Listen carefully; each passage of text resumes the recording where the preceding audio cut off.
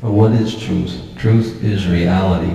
It is the environment, the universe, God, Allah, the Tao, whatever you want to call it. Whatever it is, we are in it, and it will not abide the lie. A world where everything is relative and individual, isolated to a frantic, vicious, piranha-like gorging, a moralless feeding frenzy, a momentary selfish race to gratify self above all others, to define life as an individual possession, a lust for personal power. Go to the people who don't know who they are, who are lost from the knowledge of themselves. Go to those people. Go to the slaves. Go to the second-class citizens. Go to the ones who are suffering the brunt of Caesar's brutality. And if Jesus were here in America today, he would be going to the oppressed. He would be going to the humble. He would be going to the lowly. He would be going to the rejected and the despised. The root of this lie is called aristocracy, or specifically racism. The idea of inequality as truth, the creation of a slave class, a slave world, which is forced into servitude to royalty. By whatever means or criteria this is accomplished, it is always through violence in service of a lie. What racism, class societies are at heart is a denial of the true self, the projection onto others of our own dark nature, primeval nightmares involving rape and murder, which by virtue of our unified evolution from one family are inherently incestuous. In other words, what we are doing unto others, we do unto ourselves.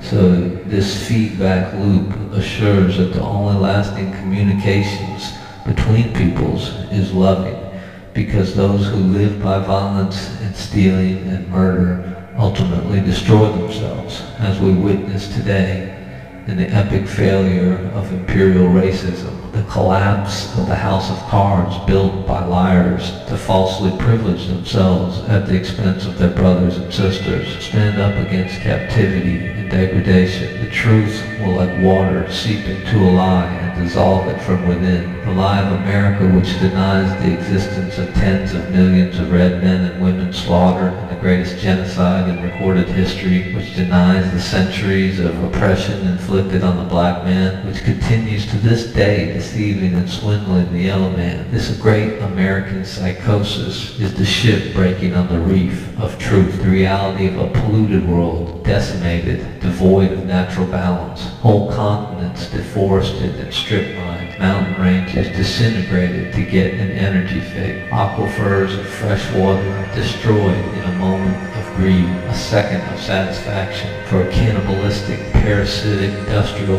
corporate aristocracy to feed their egotistical power fantasy. This is where we are today, the death of a lie, the rebirth of truth, the lie of the wars we are waging on innocent peoples in order to steal their wealth, the lie of banking cartels imagining their wealth from thin air, the lie of harmless, no-fault oil spills and healthy for children radioactive zones, the lie of the war on terrorism when it is we who are the greatest terrorists on the planet, the lie of the war on drugs, which is nothing but a syndicate of police protection for drug pushers who have institutionalized their corruption in the very fabric of our society, enriching poison pill peddling narco-fascists and imprisoning those who use natural medicines. The lie is about a broken government which has been castrated of all power by the owners and oligarchs of this vast system of deceit. The government, which should be the tool of the people,